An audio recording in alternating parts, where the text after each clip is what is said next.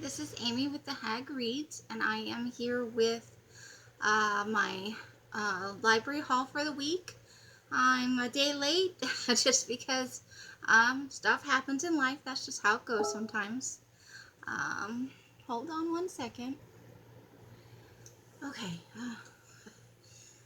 I have 6 books in my library haul this week.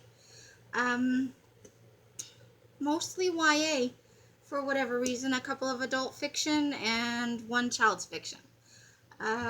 First book is book number 5 in the Discworld series, Sorcery by Terry Pratchett.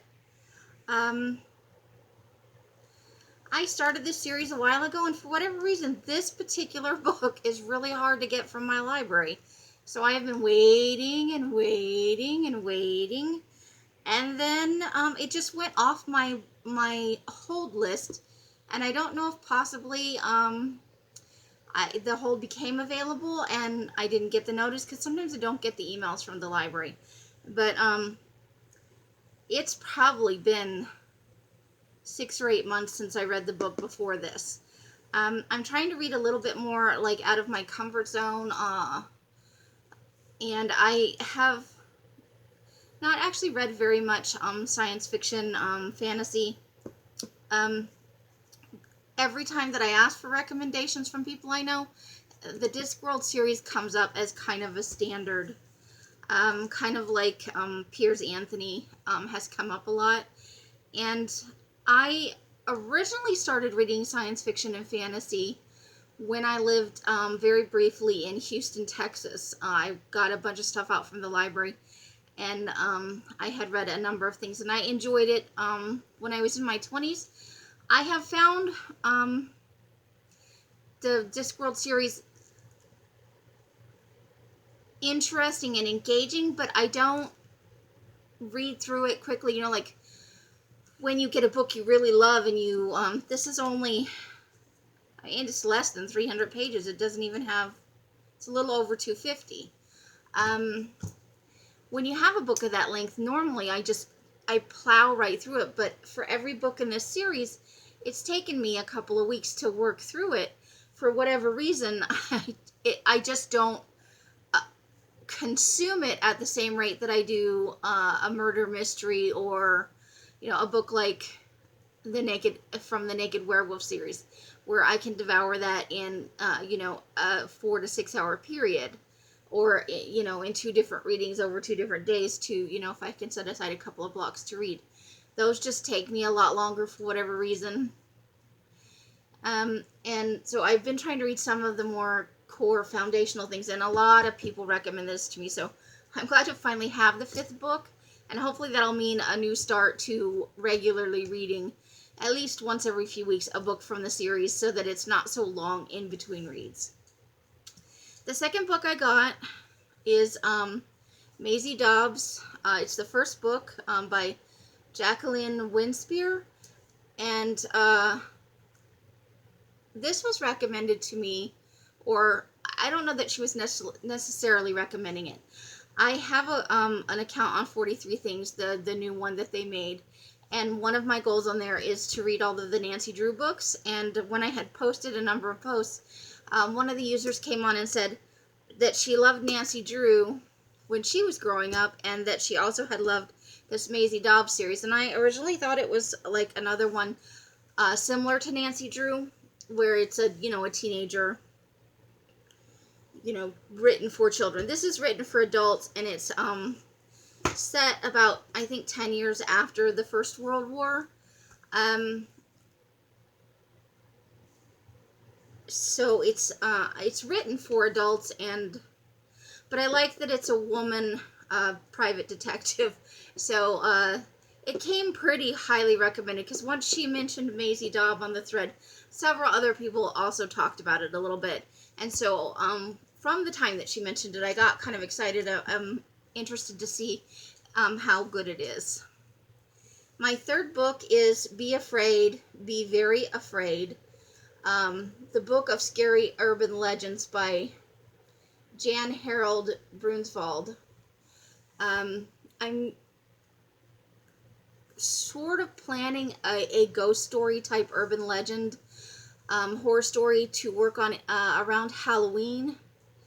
And so it's just kind of some background material, a refresher. I haven't read anything about urban legends or, kind of the ghost stories that get told, this happened in my town, and it's kind of, if you go, to a bunch of places, that thing happened in every place. So, this is for that project that I would like to work on around Halloween, maybe starting in September and working on it, until the Christmas takes over the entire world. And you can't avoid it anymore. And then I can work on it again after the Christmas holiday passes, when it's winter and it's acceptable to be writing about something horrible and ghosty, instead of writing about Christmas trees and stuff like that. Next book is YA, and this is actually came from the YA section at my local library. So, but I think that sort of thing is kind of any age. This book, the next book is Stolen by Vivian Vande. And I just really like her. She's written a lot. She writes a lot about witches and that sort of thing for a teen audience. And I have to say, and for some younger readers too, I've never read anything by her that I didn't enjoy. They're not complex stories, but they're, I don't want to say cute, they're kind of charming, and there's always a twist, and I just really like the humor that she kind of writes with. And the little blurb inside here says, like a spider spinning a web, Vivian Vande weaves a story with many twists and turns, ending in its shocking revelation that finally resolved the mystery of Isabel's past. And this is, the baseline of the story is a child-stealing witch who the village has gotten rid of, and this girl shows up afterwards who went missing in the past, and so there's a mystery involved there. But I really enjoy her as a writer, and I don't read enough. I keep saying I'm going to just get a list of books by her and read through them, and she's one of the few YA authors who don't write like prolific series. I would buy all of her books and have them on my bookshelf just because they're fun to read, and regardless that they're for children and young adults, I really engage with them on a level that it just is a feel-good thing for me. Next book is These Happy Golden Years by Laura Ingalls Wilder. Second to the last book. I did not get it last Saturday like I had intended. It didn't work out. Neither my son or I could get to the library, so I didn't get it till Monday, and then I had other things to do. It's been kind of a strange week. So I'm hoping over this weekend, today and tomorrow, that I can go ahead and knock out the last two books. These generally go fairly quickly. It's a little over 250 pages, but with this type of book, it's generally big letters, wide spacing. So, and the last book for today is The Walls Around Us by Nova Ren Suma, and this is also a YA book. Let's see here.